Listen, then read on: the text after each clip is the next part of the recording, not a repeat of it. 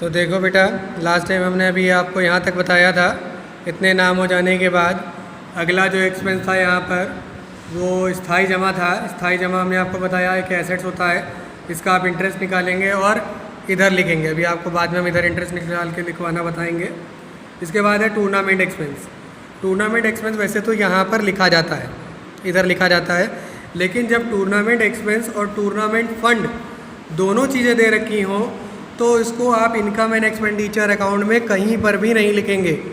ना ही tournament expense लिखेंगे और ना ही टूर्नामेंट फंड लिखेंगे। ये दोनों ही चीज़ें बैलेंस शीट में जाएंगी। कैसे लिखी जाएंगी ये हम आपको बताएंगे। आप अभी ये समझ लें कि आपको ना तो टूर्नामेंट एक्सपेंस लिखना है, ना ही टूर्नामेंट फंड लिखना है। और इंग्लिश मीडियम वाले भी ध्यान दें, एक तरफ टूर्नामेंट एक्सपेंस दे रखा है और दूसरी तरफ ये इनकम फ्रॉम टूर्नामेंट दे दिया है। ये गलत बात है। यहाँ पर टूर्नामेंट फंड लिखा होना चाहिए था। टूर्नामेंट फंड 23-20, इसको ठीक कर लें आप लोग। 2320 शायद कुछ लोगों की बुक में पहले से ही सही होगा। अब आपने जब ये लिख लिया टूर्नामेंट फंड 2320, उसके बाद आप देखें इसको कैसे आप लिखेंगे। अब आपको यहाँ पर टूर्नामेंट वगैरह तो लिखना नहीं, तो टूर्नामेंट वाला काम तो इधर से ख़त्म हो गया। अब बचा है जो पॉइंट, बस वो लिखना बाकी है। जैसे यहाँ पर आप पहला एडजस्टमेंट देखें, इनके क्लब के पास लास्ट ईयर से 2015 लिखा ना, तो लास्ट ईयर से इनके पास 20,000 की पुस्तकें थी और फर्नीचर था 8,500 का। इन पर आपको 10% डेप्रिसिएशन लगाना है। यही बात यहाँ बोली गई है इंग्लिश में। किताबें थी 20,000 की और फर्नीचर था 8,500 का, इस पर आपको 10% डेप्रिसिएशन लगाना है। तो यहाँ पर लिखेंगे टू डेप्रिसिएशन ऑन बुक्स, किताबें। किताबें कितनी थी पहले, पुस्तकें 20,000 की, और कुछ किताबें और भी खरीदी गई, 2,480 रुपये की किताबें और खरीदी गई।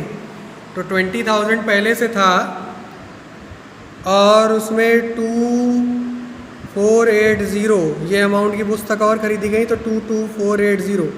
अब इस समय बुक्स हमारे पास कितने हो गई, रफ में इसको जोड़ के देखेंगे तो इस समय पर हमारे पास बुक है 22,480 की, जिसका हमें लगाना है 10%। तो आसान है, 10% आएगा 2248। और दूसरा डेप्रिसिएशन है फर्नीचर का, पहले एडजस्टमेंट में ही दे रखा है।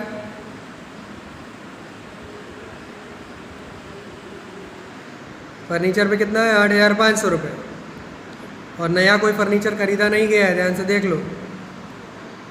तो फर्नीचर का 8,500 का 10% 850 ये यहाँ पर लिखा जाएगा। ठीक है, अब ये साइड कंप्लीट हो गई, इसमें अब और कुछ नहीं है।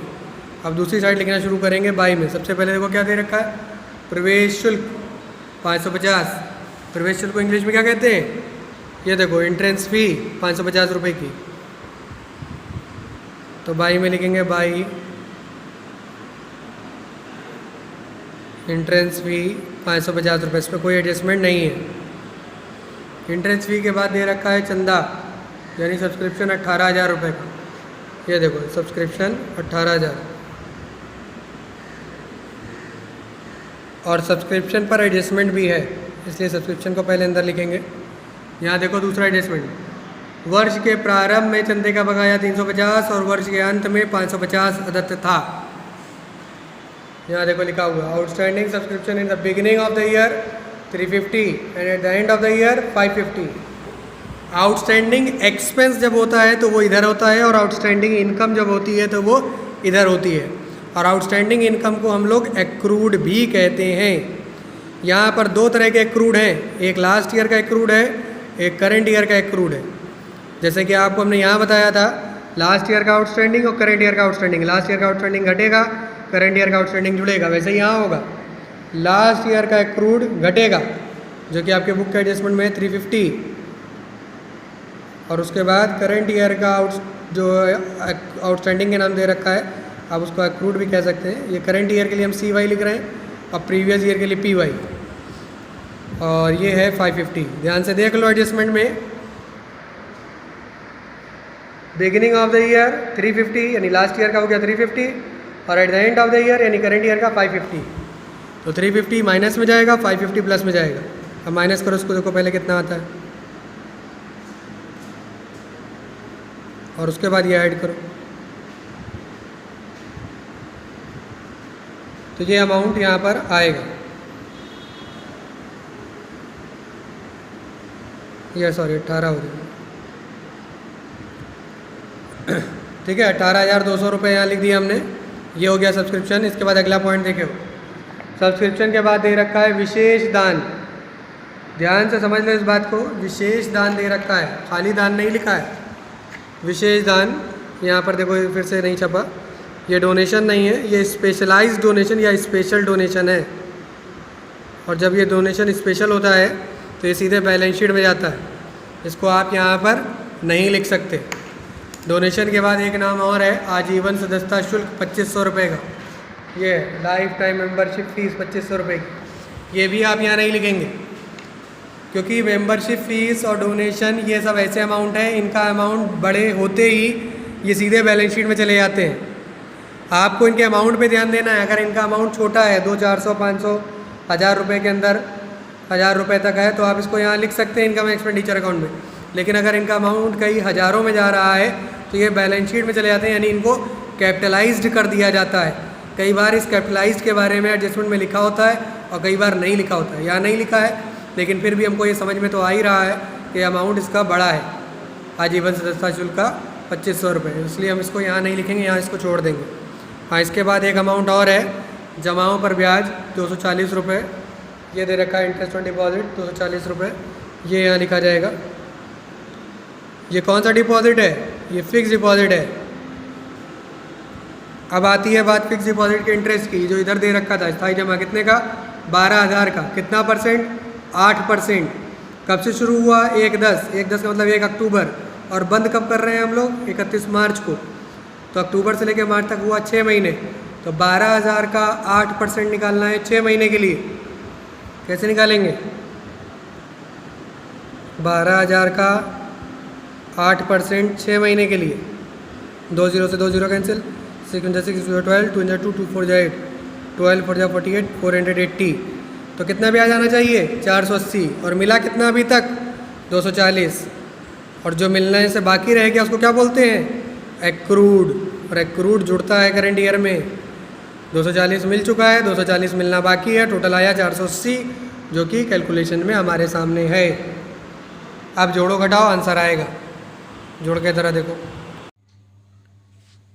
तो देखें आप लोग, इसी के आगे लास्ट टाइम हमने आप लोगों से बताया था कि इसको आप लोगों को सरप्लस निकालना होगा। सरप्लस कैसे निकलेगा? ये साइड को जोड़ेंगे और ये साइड को जोड़ेंगे। तो हमने जब इसको जोड़ा तो इस साइड का टोटल आ रहा था 12448, यानी 12,448, और इस साइड का टोटल आ रहा था 19230, यानी 19,230। तो ज़्यादा वाला टोटल हमेशा दोनों तरफ लिखेंगे 19230। इसमें से 19230 में से हमने रफ में लेस कर दिया है 12448। लेस करने के बाद आया है सरप्लस 6782। अब ओपनिंग बैलेंस शीट बनेगी। ओपनिंग बैलेंस शीट हमेशा इस डेट से 1 साल पुरानी, यानी 1 अप्रैल 2015 को होगी। ओपनिंग बैलेंस शीट के कॉलम आप लोग बना लेंगे, liabilities amount, assets amount, heading डाल लेंगे आप लोग। शुरुआत करेंगे कि इनके पास पुराने एसेट्स कौन कौन से थे। तो सवाल में आप यहाँ देख सकते हैं 31 मार्च को 2015 को, यानी पिछले साल इनके पास पुस्तकें यानी किताबें थीं 20,000 की, और फर्नीचर था 8,500 का। यही चीज़ इंग्लिश मीडियम में यहाँ दे रखी है। बुक्स थी 20,000 की और फर्नीचर था 8,500 का। तो ये जो दो एसेट्स दे रखे हैं सिर्फ दो ही हैं, पहले इनको लिख लें आप लोग। बुक्स जिनका अमाउंट है 20,000, और दूसरा है फर्नीचर जिसका अमाउंट है 8,500। इसके अलावा कुछ और चीज़ें भी होती हैं सवाल में जिनको आपको लिखना होता है, जैसे कि सवाल का सबसे पहला स्टार्टिंग बैलेंस, ये 3190, ये स्टार्टिंग बैलेंस यहाँ पर लिखा जाता है कैश इन हैंड के नाम से। दो तरह के कैश बैलेंस होते हैं, स्टार्टिंग वाला ये वाले बैलेंस शीट में, और जो लास्ट वाला यानी क्लोजिंग बैलेंस होता है वो भी एसेट्स में आएगा, लेकिन वो अगली बैलेंस शीट में आएगा। कैश इन हैंड के अमाउंट है 3,190, जो कि यहाँ दे रखा है। और इसके बाद लास्ट ईयर के ज़रा एडजस्टमेंट पे ध्यान दो। सवाल में हम लोगों ने देखा कि चंदे यानी सब्सक्रिप्शन में भी दो एडजस्टमेंट थे, एक लास्ट ईयर का, एक करंट ईयर का, और एक यहाँ पर बोला गया था वर्ष के प्रारंभ और अंत में 3 माह का किराया अग्रिम भुगतान किया गया। ध्यान रखना, ये अग्रिम जो था ये एडवांस था। एडवांस में क्या होता है, हमने लास्ट टाइम आप लोगों को यहाँ पर एक चीज़ लिखवाई थी, आउटस्टैंडिंग। ये थोड़ा सा गड़बड़ है, ये आउटस्टैंडिंग नहीं है, ये एडवांस है, जिसको हम लोग प्रीपेड भी कहते हैं। इस पर ज़रा ध्यान दें आप लोग। और प्रीपेड क्या होता है, एक बात हमेशा आप लोगों को याद रखनी है, करंट ईयर का अमाउंट याद करना है, प्रीवियस ईयर का अपने आप सही हो जाएगा। करंट ईयर का और प्रीवियस ईयर में फ़र्क क्या होता है कि लास्ट ईयर यानी करंट ईयर जो होगा, जो करंट ईयर होगा यानी चालू वर्ष होगा, उसका प्रीपेड लेस होता है हमेशा। तो करंट ईयर में जो लेस होगा वही चीज़ प्रीवियस ईयर में ऐड हो जाएगी। अगर करंट ईयर में आउटस्टैंडिंग जुड़ रहा होता तो लास्ट ईयर में घट जाता। तो यह प्रीपेड है, ये दो तरह का, इसको यहाँ लिखेंगे। कैश इन हैंड हम लोग ने यहाँ लिख लिया।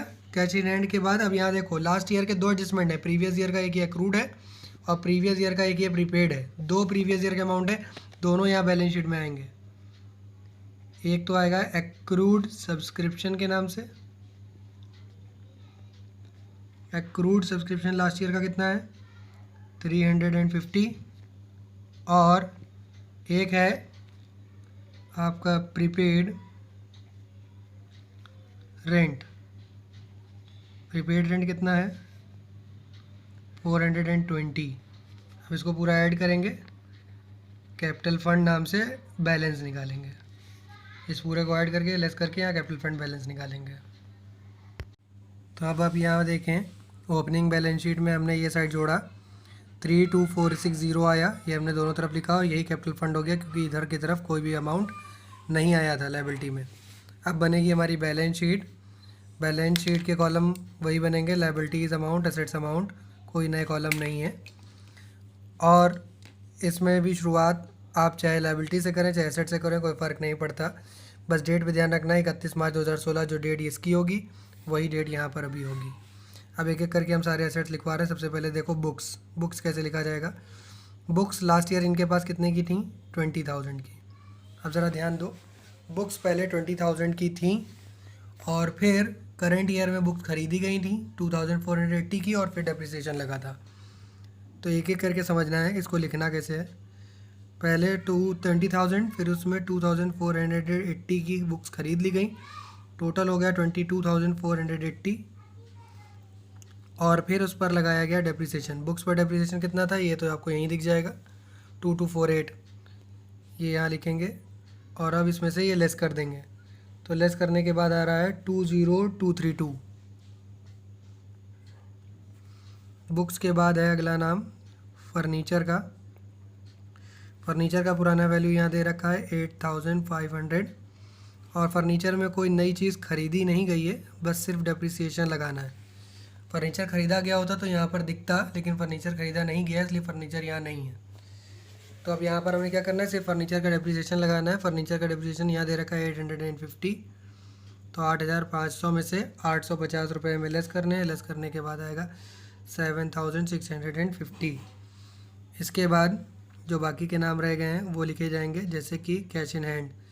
जैसे ओपनिंग बैलेंस शीट में कैश इन हैंड था, वैसे यहाँ पर भी बैलेंस शीट में कैश इन हैंड होगा। ये वाला कैश इन हैंड ओपनिंग होता है, ये वाला क्लोजिंग होता है। कहाँ मिलता है, ये वाला होता है ओपनिंग यहाँ, और ये वाला होता है क्लोजिंग यहाँ, 2600 रुपये। ये यहाँ लिखे जाएंगे। और इसके बाद आएगा यहाँ पर एक्रूड सब्सक्रिप्शन। एक्रूड सब्सक्रिप्शन में कैसे अमाउंट लिखेंगे ज़रा ध्यान दें आप लोग। एक्रूड सब्सक्रिप्शन ये यहाँ पर हम लोग लिख रहे थे तो दो एक्रूड थे, एक प्रीवियस ईयर का एक्रूड था जो आप यहाँ लिख चुके हैं 350, और एक करंट ईयर का एक्रूड था 550 जो अब आपको यहाँ पर लिखना है। ठीक है। इसके बाद सवाल में एक फ़िक्स डिपॉज़िट भी था, उसको भी लिख लेते हैं। फ़िक्स डिपॉज़िट यानी स्थायी जमा यहाँ दे रखा था सवाल में 12,000 रुपये का, 12,000, 12,000 रुपये का स्थायी जमा यानी 12,000। इसको हम अंदर क्यों लिख रहे हैं, क्योंकि सवाल में आपके दे रखा है कि इसमें कुछ आउटस्टैंडिंग भी है। क्या आउटस्टैंडिंग था आप लोगों ने देखा होगा शायद इससे पहले, यहाँ पर एडजस्टमेंट करते समय हमने आप लोगों को बताया था कि इसमें कुछ इंटरेस्ट आउटस्टैंडिंग भी है, इंटरेस्ट ऑन फिक्स डिपॉजिट। यहाँ पर देखो पूरा जो इंटरेस्ट जो था वो तो 480 था, लेकिन जितना एक्रूड था सिर्फ वही जोड़ेंगे आप लोग, सिर्फ एक्रूड वाला पोर्शन कितना 240 रुपये। तो 12,000 पहले से था और जितना एक्रूड था सिर्फ वही इंटरेस्ट जुड़ेगा। 12,000 में 240 जुड़ जाएगा, 12,240 आ जाएगा। अब इसके बाद इसमें बाकी के नाम हो चुके हैं, सिर्फ एक नाम बचा रह गया एसेट्स में, वो है प्रीपेड रेंट 420 रुपये। जैसे आपने यहाँ लिखे थे प्रीपेड रेंट के लिए, यहाँ से प्रीपेड रेंट यहाँ दो था, एक करंट ईयर का और एक प्रीवियस ईयर का। तो करंट ईयर वाला प्रीपेड यहाँ है, प्रीवियस ईयर वाला प्रीपेड यहाँ है। अब लायबिलिटी की बात करें तो लायबिलिटी में सबसे पहले आप लिखेंगे कैपिटल फ़ंड। कैपिटल फ़ंड का अमाउंट यहाँ दे रखा है 32460। इसमें आपको ऐड करना होगा सरप्लस का अमाउंट। सरप्लस यहाँ दे रखा है, कितना निकाला था हम लोगों ने 6782। इसको इसमें ऐड कर देंगे 6782 को, तो कितना आ जाएगा 39,242। ये अमाउंट आ जाएगा कैपिटल फ़ंड का। कैपिटल फ़ंड के बाद कुछ नाम हम लोगों ने यहाँ से छोड़ दिए थे, नहीं लिखे थे, जैसे विशेष दान था, स्पेशल डोनेशन, और ये आजीवन सदस्यता शुल्क, लाइफ मेंबरशिप फीस, ये सब अब यहाँ लिखी जाएंगी। स्पेशल डोनेशन विशेष दान था, ये सीधे बैलेंस शीट में लायबिलिटी में लिखा जाता है। स्पेशल डोनेशन 1650 1650 रुपये का। और लाइफ मेंबरशिप फ़ी आजीवन सदस्यता शुल्क, ये भी दे रखा है आपके सवाल में 2500 रुपये का। इसके बाद एक नाम और है जिसके बारे में आप लोगों को हमने इनकम एक्सपेंडिचर अकाउंट बनाते समय बताया था, टूर्नामेंट फ़ंड। यहाँ दे रखा है टूर्नामेंट फ़ंड 2320 और टूर्नामेंट एक्सपेंस। टूर्नामेंट फ़ंड और टूर्नामेंट एक्सपेंस का काम यहाँ पर आता है। टूर्नामेंट फ़ंड 2320 का है और उसी में से आपको घटाने हैं टूर्नामेंट के एक्सपेंस। पूरे सवाल में अभी तक कहीं पर भी टूर्नामेंट एक्सपेंस और टूर्नामेंट फ़ंड नहीं लिखा गया था। यहाँ पर लिखकर घटाएंगे और इस तरह से कर देंगे, और इसके बाद आप दोनों साइड को जोड़ लेंगे। दोनों साइड आपकी जोड़ने पर आपका अमाउंट बराबर आना चाहिए, और वो बराबर आ रहा है। आप जोड़ के ज़रा चेक कर लें, इसका टोटल आना चाहिए 43692, 43,692। यही टोटल है आपका, बुक में भी यही आपका आंसर आ रहा है।